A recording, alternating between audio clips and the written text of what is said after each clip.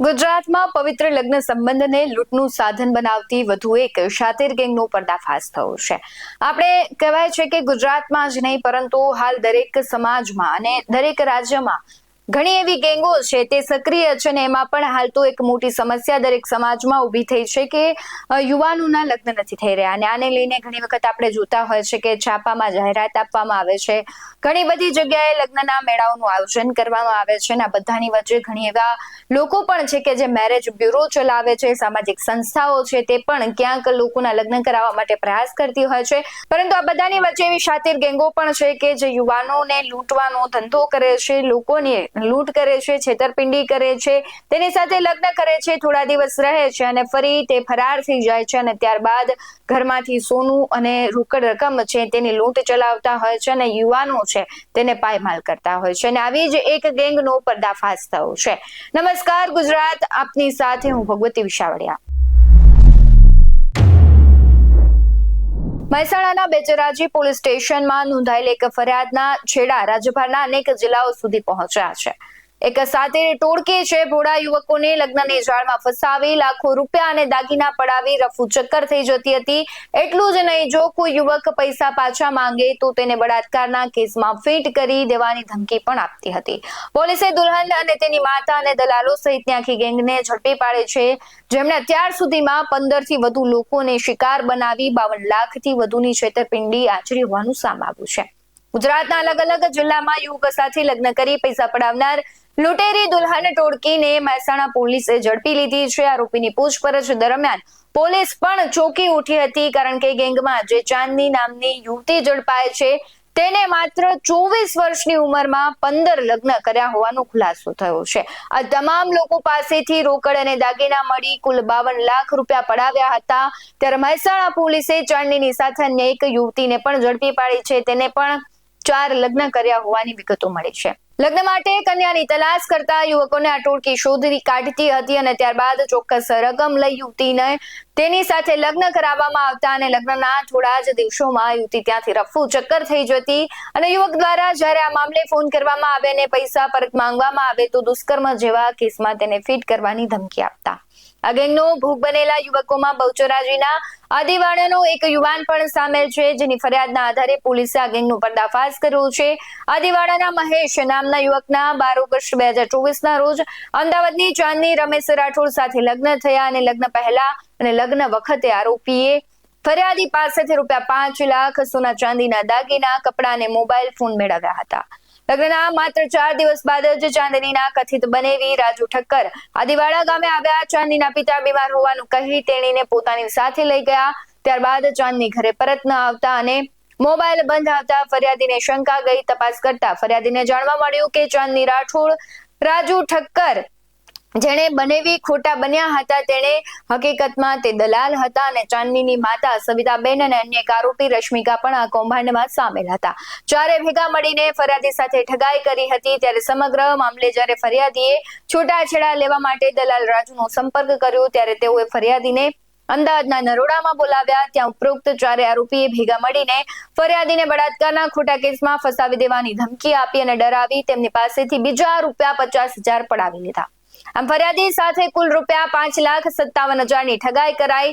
પોલીસને ઊંડાણપૂર્વકની તપાસમાં હવે ખુલાસો થયો છે કે આ ગુનાહિત ટોળકી માત્ર એક કેસ પૂરતી સીમિત નથી. આ ટોળકી સમગ્ર રાજ્યના જુદા જુદા જિલ્લાઓમાં લગ્ન કરવા ઈચ્છુક લોકોને ટાર્ગેટ કરતી અને તેઓ ખોટા નામે આધાર કાર્ડ અને LCB બનાવી ખોટા નામો અને સંબંધો બતાવી લોકોને છેતરતા હતા.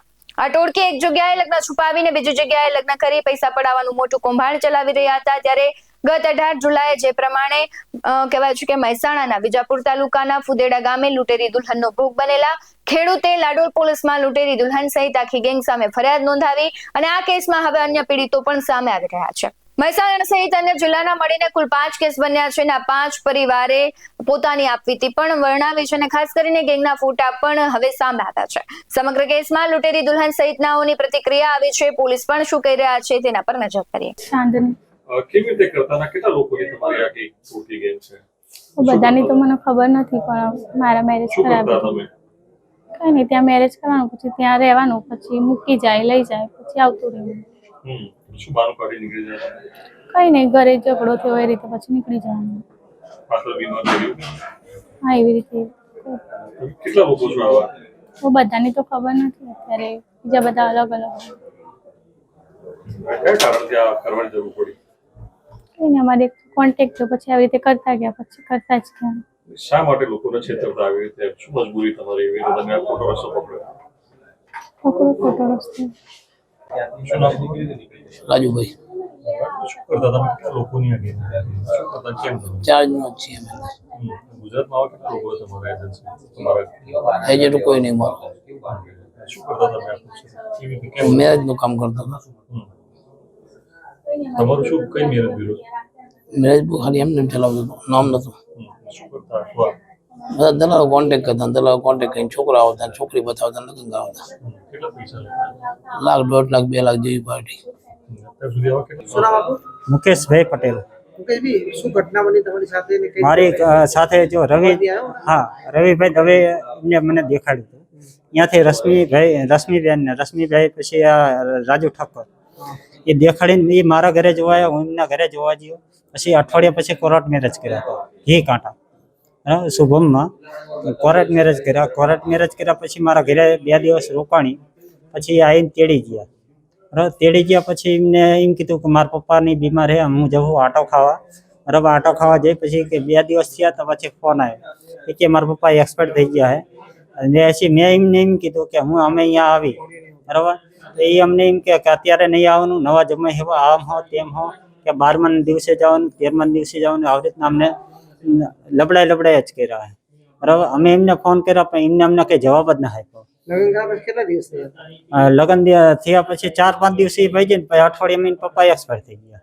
શું ખબર પડી? અને કેટલા લગ્ન કરેલા છે? હવે આ કેટલા લગ્ન કર્યા એ કઈ આપણને કઈ ખબર પડતી નહીં. તમારું ગામ કયું? મારું ગામ મૂળ ગામ લખતર છે પણ અહીંયા રહું છું અમદાવાદ. તારીખ 15/11/2025ના રોજ બહુચરાજી પોલીસ સ્ટેશનના વિસ્તારના આદિવાડા ગામના એક ફરિયાદી પટેલ સચિનભાઈ રાજેશભાઈ છે, એમણે બહુચરાજી પોલીસ સ્ટેશન આવીને એવી ફરિયાદ કરેલી કે તારીખ 12/8/24ના રોજ તેમના લગ્ન હિન્દુ વિધિ મુજબ અમદાવાદના રહેવાસી ચાંદની રમેશભાઈ રાઠોડ સાથે થયેલા હતા.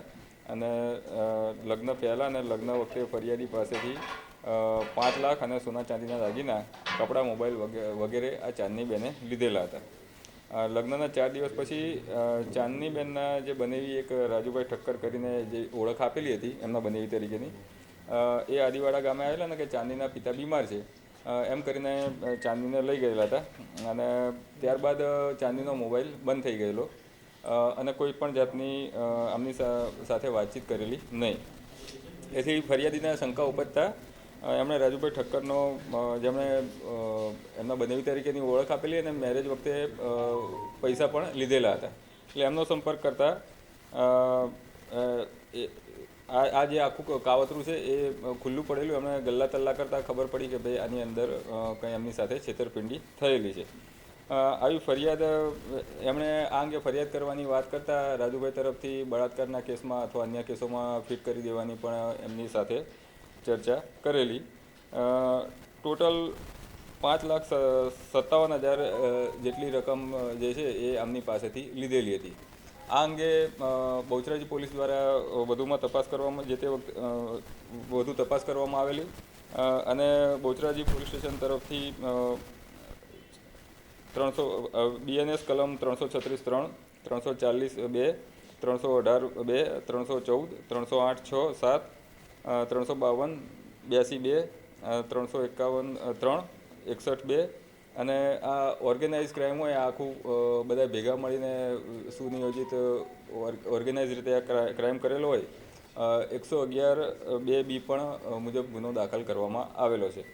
આ અંગે વધુ તપાસ કરતાં એવું જાણવા મળેલ કે આ જે આરોપી ચાંદની છે, જેના અન્ય વ્યક્તિઓ સાથે લગ્ન કરતી હતી, એ ચાંદનીએ ટોટલ 18 મેરેજ કરેલા છે અને દરેક જગ્યાએથી અલગ અલગ રકમ લીધેલી છે અને ત્યારબાદ ત્યાંથી ફરાર થઈ ગયેલા છે.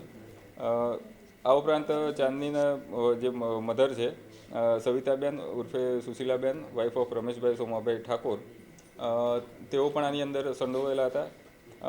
અન્ય એક રાજેશકુમાર જીવણભાઈ મોહનભાઈ ઠક્કર, જે દલાલ તરીકેનું કામ કરતા હતા અને અલગ અલગ જગ્યાએ અલગ અલગ પોતાની ઓળખ આપતા હતા. એમના બનેવી તરીકેની પણ એમણે ઓળખ આપેલી છે. તે પણ આખું નેટવર્ક ચલાવતા હતા. આ ઉપરાંત એક આમની સાથે અન્ય એક રશ્મિકાબેન, વાઇફ ઓફ સચિનભાઈ પ્રદીપભાઈ પંચાલ, એ પણ આમાં સંડોવાયેલા હતા અને એમના પણ અલગ અલગ 4 મેરેજ આ રીતના કરીને પૈસા પડાવેલા હોય એવી આખી હકીકત આની અંદર જાણવા મળેલી છે. અલગ અલગ જગ્યાએ મેરેજમાં આ લોકોએ પોતાના આધાર કાર્ડ પણ ડુપ્લિકેટ અલગ અલગ જગ્યાએ આપેલા છે. આધાર કાર્ડ, LC તમામ ખોટા બનાવેલા છે. એટલે આની અંદર બનાવટી દસ્તાવેજ બનાવવા તથા એનો ખરાનો ખોટા તરીકે ઉપયોગ કરવો તે કલમોનો પણ ઉમેરો કરવામાં આવેલો છે. અંદાજિત જે રકમ છે આ તમામ મેરેજમાં એનો આંકડો આશરે 52 લાખની આસપાસ થાય છે અને સોના ચાંદીના દાગીના પણ આની અંદર સામેલ છે. જી જી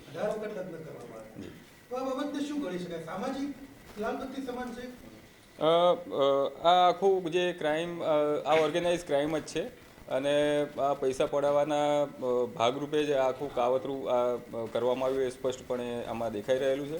અને 1-2 વખત કોઈ જગ્યાએ કોઈ મનમેળ ના થયો હોય ને મેરેજ તૂટ્યા હોય એ અલગ વસ્તુ છે, પણ 18 મેરેજ જે કરવામાં આવેલા છે અને પોતાના ખોટા ડોક્યુમેન્ટ પણ આપવામાં આવેલા છે અને ખોટી ઓળખ પણ ઘણી જગ્યાએ આપવામાં આવેલી છે.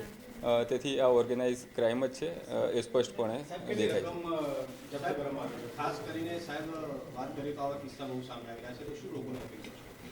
ખાસ તો મેરેજ એવી વસ્તુ છે કે સામેનું પાત્ર હોય એનું થોડું ઘણું બેકગ્રાઉન્ડ છે, આપણે કાં તો ઓળખતા હોઈએ અથવા તો જો સમાજની રીતના કે રીતના મેરેજ કરતા હોય તો પણ થોડું બેકગ્રાઉન્ડ ચેક કર્યા પછી જ આવા રિલેશનમાં આગળ વધવું એ વધુ હિતાવહ છે. સર 18 લગ્ન થયા છે તો કન્યાઓ કેટલી છે? 2 છે કે 1 છે? અત્યારે હાલ 2 કન્યાઓ અને એક અન્ય પણ કન્યાની વિગતો થોડી મળેલી છે, પણ એની હજી થોડી તપાસ બાકી છે, એટલે હાલ હું એમનું નામ આપતો નથી. સર અને એક બધું કે જે આધાર કાર્ડ અને જે ડુપ્લિકેટ સર્ટી બનાવી ક્યાં બનાવ્યા છે અત્યાર સુધી એની કોઈ તપાસમાં સામે આવ્યું છે? આ પ્રાથમિક વિગતો છે, એ ક્યાં બન્યા છે એ હજી તપાસનો વિષય છે. પ્રાથમિક જે વિગતો મળેલી છે એ એની માહિતી હાલ આપને આપી રહ્યા છીએ. આ ગુનાહિત ટોળકી પકડાઈ ન જાય તે માટે પૂરી સાવચેતી રાખતી ચાંદની અને રશ્મિકા લગ્ન સમયે પોતાના નામ અને અટક બદલીને ખોટા આધાર કાર્ડ અને લિવિંગ સર્ટી રજૂ કરતા હતા. તપાસમાં એ પણ સામે આવ્યું છે કે આ કૌભાંડમાં અમદાવાદના શુભમ મેરેજ બ્યુરો અને જયમાળી મેરેજ બ્યુરોની પણ મહત્વપૂર્ણ ભૂમિકા હતી. હાલ પોલીસે ભારતીય ન્યાય સંહિતાની વિવિધ કલમો હેઠળ ગુનો નોંધી ચાંદની અને તેની માતા સવિતાબેન, દલાલ રાજેશ અને રશ્મિકાની ધરપકડ કરી છે. પરંતુ સવાલ એ પણ થઈ રહ્યો છે કે લોકોએ હવે સાવચેત થવાની જરૂર છે. આવા ખોટા મેરેજ બ્યુરો અને ખાસ કરીને આવા લૂંટેરા લોકોથી દૂર રહેવું જોઈએ. કોઈ પણ વ્યક્તિ છે લગ્નની લાલચ આપને લૂંટી શકે છે, એટલે કે લોક જાગૃતિ પણ ખૂબ જરૂરી છે.